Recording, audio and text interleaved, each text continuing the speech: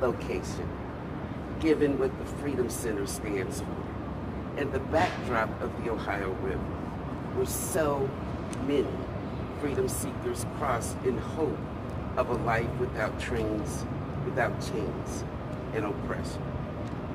That journey continues today.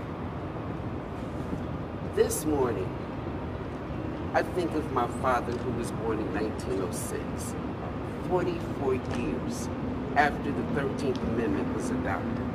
I think of my great-grandfather, who was a full-blooded Native American and was approached by federal troops who enforced Andrew Jackson's Indian removal policy. Upon being questioned for not being on the Trail of Tears, he denounced his heritage and claimed to be a slave who was doing his master's bidding. What a choice. I think of my great-grandmother, who had children fathered by her husband, but some by the white man who owned her. I am of that lineage. But I am also my great-grandmother's wildest dream. I am who she prayed for. I am who she suffered for, who they all lived and sacrificed for. I'm so proud to stand here today with my heart filled with sadness, fear, and grief, but also filled with faith, hope, and optimism for the future, to declare racism a public health crisis in Hamilton County, Ohio.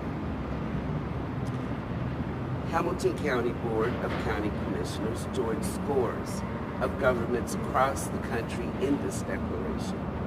However, I thank Franklin County, Ohio Board of County Commissioners for dedicating themselves to working on solutions for more than a year that led to the Franklin County Rise Together Blueprint. I am inspired by their work. I thank Franklin County Commissioner Kevin Boyce, especially for his dedication to the cause that led him to work with us, offer his wisdom and guidance as we navigated our way through this process. When I read Franklin County's resolution and report, I knew that Hamilton County could also rise to the occasion and insisted upon our declaration being meaningful. That means it had to have relevance in our organizations and community. And for it to have that kind of teeth, we had to have buy-in and partnership. Some who are with me here. The draft language I am proposing supports and promotes collaborative health efforts, such as Cradle Cincinnati, the Hamilton County Oral Health Coalition, Center for Closing the Health Gap, All In Cincinnati, Gen H, in an effort to reduce racial inequities in health. But we go beyond. The resolution also commits to changes that will have enduring legacy in the fabric of our county organization and culture. In addition, Hamilton County Board of County Commissioners has partnered with the National Underground Railroad Freedom Center, a museum that stands as a beacon of light for inclusive freedom for all, to create a curriculum for private, public, and nonprofit entities to educate about the historical and systemic effects that racism has on African Americans and people of color, and how it robs our county of trust in one another, safety, justice, and accountability. So there are three main points in this resolution that I will outline and drill into as I continue. Number one is I propose expanded training for Hamilton County employees. Two is I propose the expansion of the Office of Diversity and Inclusion. And I propose a county focused disparity study. The resolution includes: it enhances training and benchmarking in collaboration with commissioners. Hamilton County Sheriff Jim Neal has committed to enhance training that Hamilton County employees under the Board of County Commissioners will also receive to identify biases, prevent harm, and wrongdoing. In addition, the Sheriff's Office will benchmark its policies and procedures and has committed to install a culture of ethical and courageous behavior. I thank Sheriff Jim Neal for his willingness to work to enhance the Sheriff's Department. He will share details when he speaks. Another thing, the resolution will expand the Office of Economic Inclusion and rename it the Office of Economic Inclusion and Equity. Hamilton County commits to the expansion of this Office of Economic Inclusion and Equity to promote cultural engagement within the Hamilton County community, with a focus on connecting vulnerable, minority, and poverty-stricken communities of Hamilton County to resources within and outside of Hamilton County, capable of addressing the needs of these communities and more effectively connecting these communities to the work and programming of the county. Number 3, we will conduct a disparity study in Hamilton County. The resolution further commits Hamilton County to conduct an economic disparity study to determine whether inequities exist in economic outcomes related to county procurement affecting minorities and women, and if so, recommend solutions to remedy these inequities. There are also other well thought out and creative initiatives included in the resolution. Kindly read it. In conclusion, I want you to know that this is a draft. We will place this draft on the website for public input. The Board of County Commissioners will discuss this resolution today during our 1 p.m. staff meeting. There is a scheduled public hearing on Thursday, July 2nd at 1 p.m. For the first time, the public is invited to join our commission meeting via Zoom to give their voice to this resolution. The final resolution vote will be the week of July 13th. And with that, I invite my colleague, Commissioner Driehaus, to offer her remarks.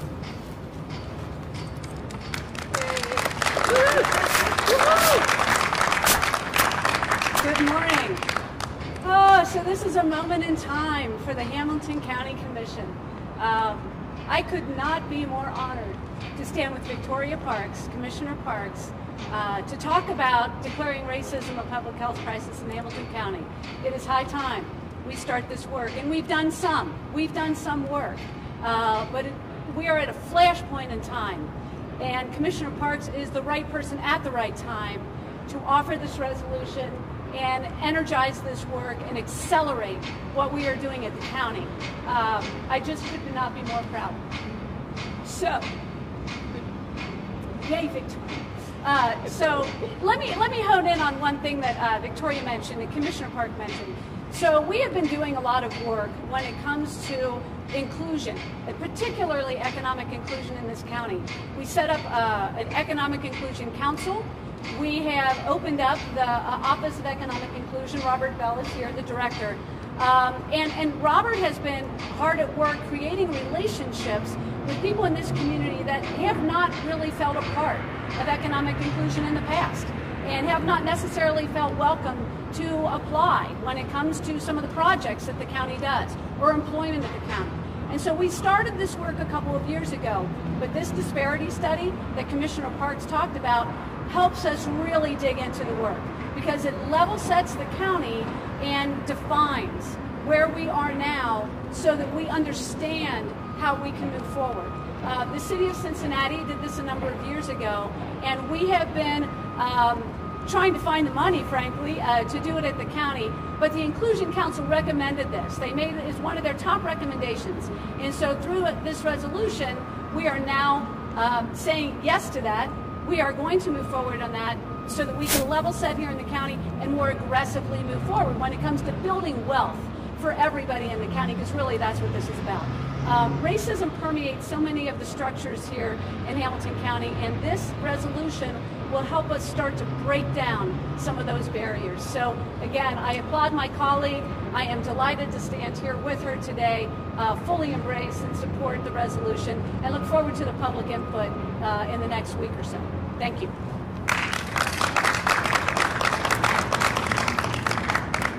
Thank you, Commissioner Driehaus. You know, I feel Todd Patu here with us today. And I just want to express my gratitude to him for laying the ground for us to get this done. So our next speaker will be our interim Health Commissioner, Greg Kester.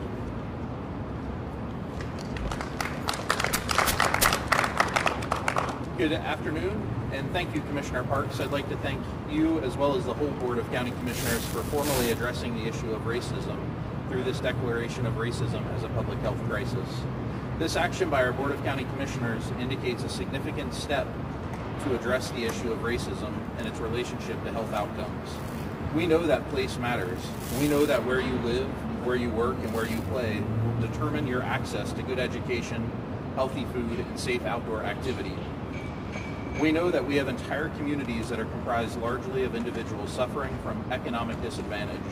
This may lead to generations of individuals burdened by less than ideal health outcomes. In other words, place can directly affect a number of factors that contribute to poor health. I'd like to cite a few examples of things Hamilton County Public Health is doing to work to combat some of these inequities. Our We Thrive movement is active in 28 communities throughout Hamilton County and began over a decade ago as a countywide initiative to make healthy living easier.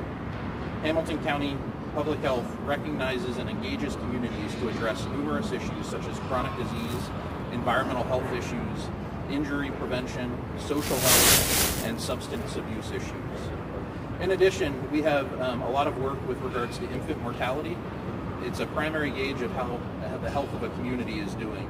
With funding from the Ohio Equity Institute, our team of neighborhood navigators are working to address racial disparities in communities with the highest risk of poor birth outcomes by identifying and connecting pregnant mothers to clinical and social services. We'll continue to work on this effort.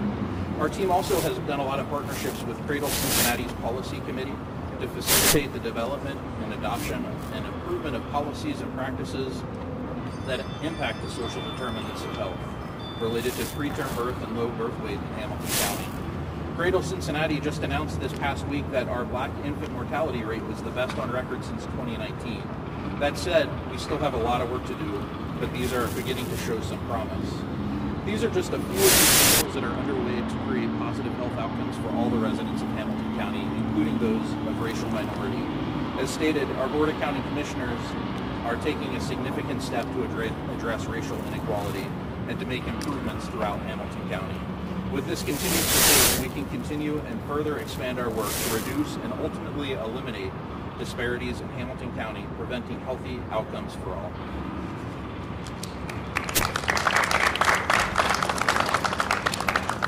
Thank you, Commissioner.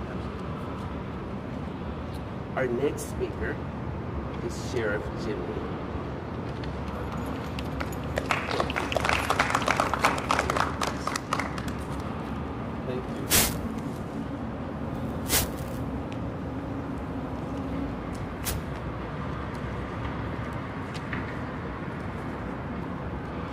I would like to take this time to thank the National Underground Railroad and Freedom Center for hosting this event today.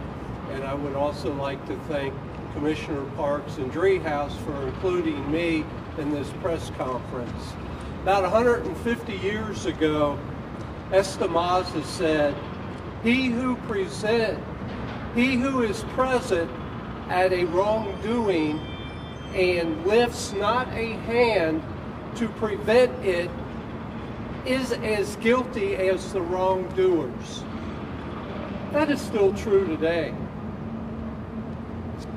The overwhelming majority of police and deputy sheriffs are true public servants driven to protect and serve our communities. By adopting the concept of ethical police is courageous, i.e. EPIC,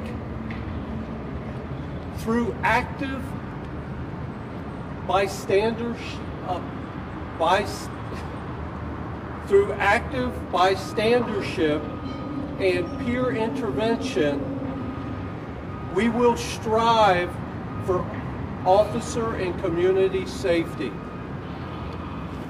The program EPIC, Ethical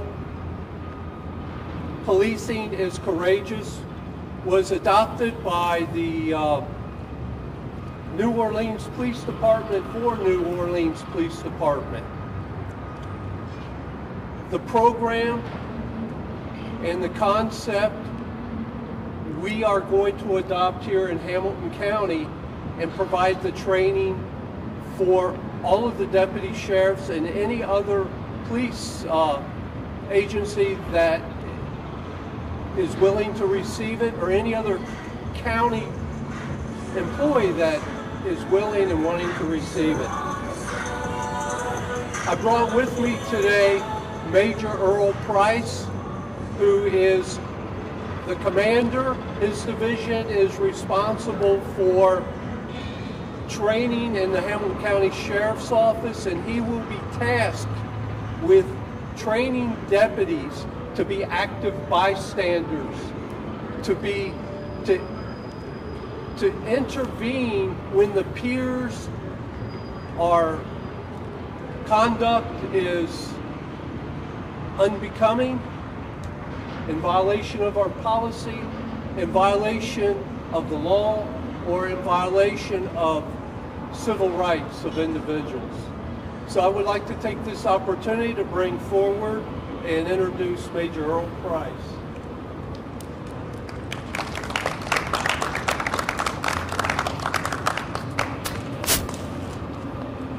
I know that he wasn't slated probably an opportunity to speak, but I'm going to give him a minute of my time because he's a big part of what we're doing in the Sheriff's Office, and like I said, training is a big part of keeping us current. Good morning.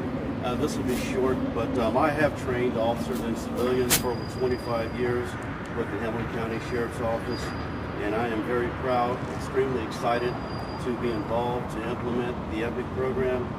Ethical policing is courageous. We expect our officers and all employees to intervene if they see something that another employee is doing wrong or harmful to someone else. Officers must have no fear of retaliation from peers, supervisors, as well as administration. See something, say something. That's what we live by, that's our motto, and that is our promise to the citizens of Hamilton County. We're working to maintain the trust of society. Those that don't trust us, we want to get that back. It's very, very near and dear to all of us as law enforcement officers. This will be a culture change. We realize that in some cases, but really not for the Hamilton County Sheriff's Office, because it's something that, and actually I've been a member of this office for 35 years now. It's something that I can remember since day one that we've harped on, and that is treating people with respect. And people know that when you treat them with respect. And that's something that we live by. The sheriff and the county commissioners will not tolerate behavior that could be harmful to citizens of Hamilton County, as well as the employees that serve. Thank you.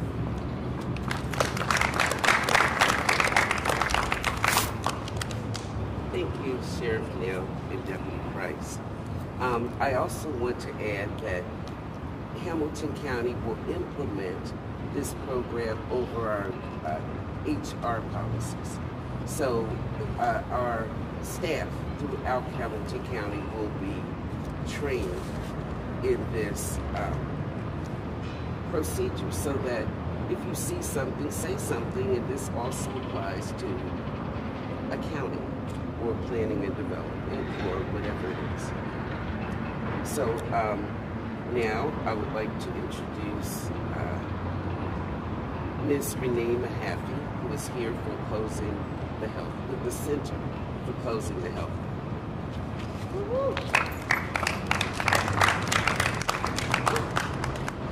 Well, first of all, I thank God that Commissioner Platoon appointed Commissioner Parks. We are here today because of her leadership and desire to ensure that we begin to dismantle the systematic and structural racism that persists in our nation, but to begin that work in our county and eventually working with our city council as well to begin to eradicate and eliminate health disparities in this city, in this county. I am really honored to be able to be a part of talking about the fact that race, and some people ask, why should we declare race a public health crisis? Race is the concept that is the predictor of your health outcome. When where you live impacts how long you live, we then have to believe and know that we must address racism. The fact that COVID-19 uncovered or shone a light on the fact that the disproportionate impact of that virus was to Black people in this country is a shock to some, but diabetes, hypertension, many forms of cancer, obesity rates, environmental injustice are just some of the factors that are impacted by race in our country. And so I am very proud to be a part of this conversation and this announcement about how we're going to have more than just a conversation, but action to begin to dismantle the institutional and structural components that contribute to the disparity in our health. I am pleased and honored at the fact that Commissioner Parks took this step, joined by her colleague Denise Driehaus, and many of the colleagues and institutions and individuals represented here today. We stand in front of the Freedom Center. As Commissioner Parks shared, you cross the river from Kentucky into Cincinnati to freedom. And the fact that we are declaring, she is declaring racism as a public health crisis in our county. I'm happy we're declaring it, but the fact that we were free centuries ago, but that we are still fighting against the injustice that racism has a hold of in our country. But today, a step has been taken for this county so that we can begin to shine the light on the root cause, which is racism. So I am excited and look forward to the opportunity to continue to work alongside Commissioner Parks, Commissioner Driehaus, and all of my colleagues here today as we ensure that racism is no longer the predictor of how long we live. Thank you.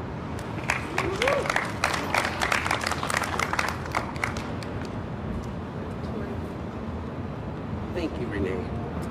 And now I'd like to introduce Mr. Woody Keown, the president of the National Underground Railroad Freedom Center.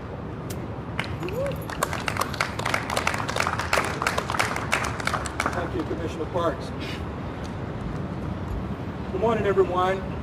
I'm Woody Keown, and I have the honor of serving as president of the National Underground Railroad Freedom Center.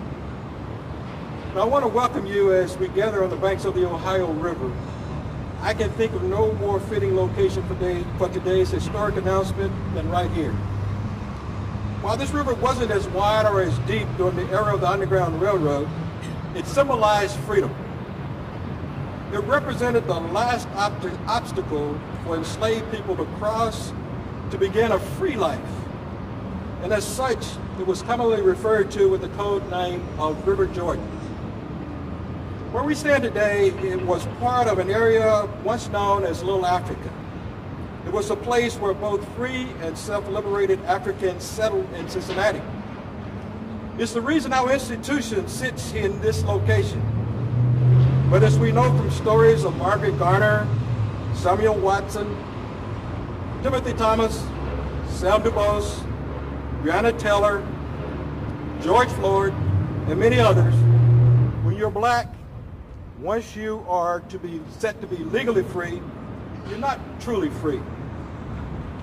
You know, this nation was founded on the principles of life, liberty, and the pursuit of happiness.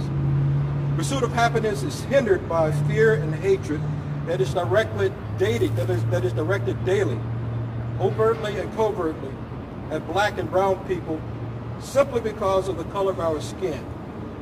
The deprivation of liberty for blacks in America is well known and goes by names of chattel slavery, Jim Crow, separate but equal, and systemic or institutionalized racism. Likewise, the simple right of life is threatened by hatred that has led us to lynchings, fear that has led to calls to police and police brutality based largely upon implicit biases, and systematic racism that makes the simple fact of being black hazardous to your health. You know, efforts have been made to create a more equitable nation, but we see they are not enough. More must be done. Overcoming systemic racism requires systemic solutions, and today is a key next step, but a big and necessary step that must be backed up with real action. We at the National Underground Railroad Freedom Center support this historic initiative and are committed to demonstrating our support with action by offering our communities a range of implicit bias and other diversity and inclusion related training program opportunities, impactful dialogue and learning forums, world-class exhibits to open our minds and advance our cultural competency skills, and strategic advocacy to advance the cause of inclusive freedom. We will continue to vigorously pursue inclusive freedom, a freedom that is not dependent on the color of your skin, so that all people may have equitable opportunities for education, wealth, status, housing, and success, and importantly, for life and health itself. Thank you, Commissioners, for taking this bold step. The National Underground Railroad Freedom Center stands ready to support you in the actions to follow. Thank you very much.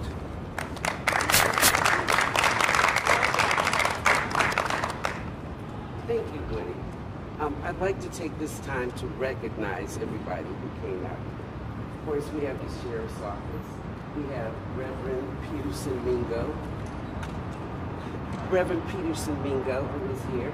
We have Tony Sterick from the Archdiocese of Cincinnati. We have Jamal Boyd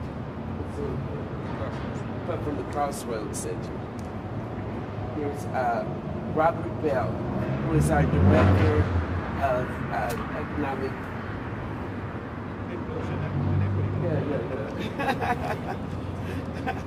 right, economic diversity and equity. He will speak in a moment. Renee, we have Chuck Madden, who is our guru for our Oral Health Coalition.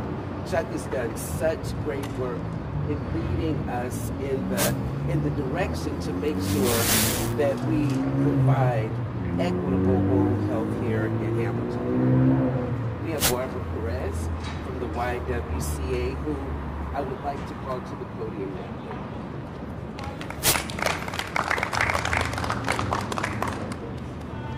Good morning.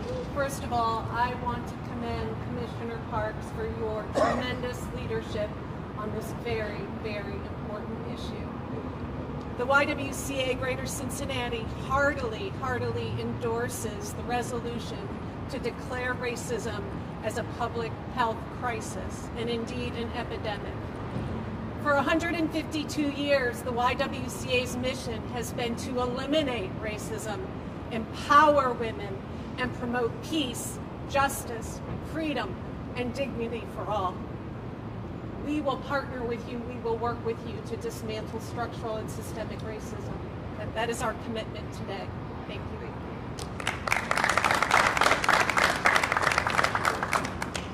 Thank you, Barbara.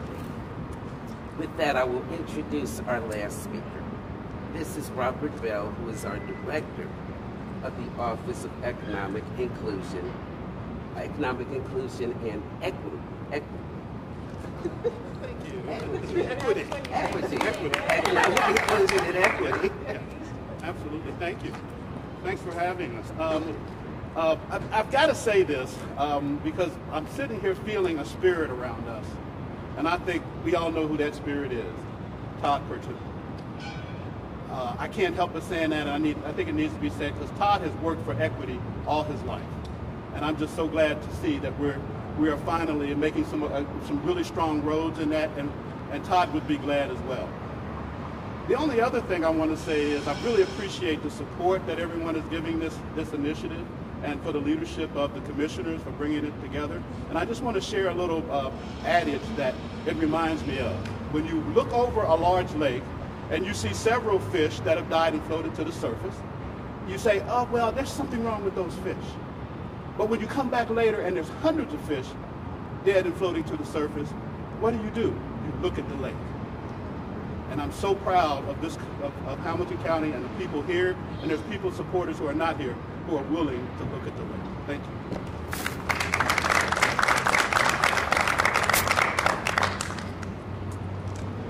Thank you, Robert. Okay, so that concludes that part of it. And now we will take questions. Are there any group questions? I know that there's a lot of interest to do individual interviews. So if you have any group questions, last call for group, and then we'll just get out of this heat. Any group questions? Okay, thank you. Oh, here's a question. When coming up with the resolution, did County Commissioner's Office look and work with local leaders such as community councils and or residents of the community? Yes, we did. Indeed, we did. And we're not finished working with them. This is a draft document. We will discuss it today. We're having a public meeting on Thursday the 2nd during our board meeting, where the public is invited to join the Zoom. Our document will lie for 2 weeks, and it will be voted upon the week of July 15th. And for the people watching, where can they find the link? Bridget has that. It'll be up on the website as soon as I get back to the county. Thank you. Is there anything else? With that, I conclude, and I thank you very much for your time and attention.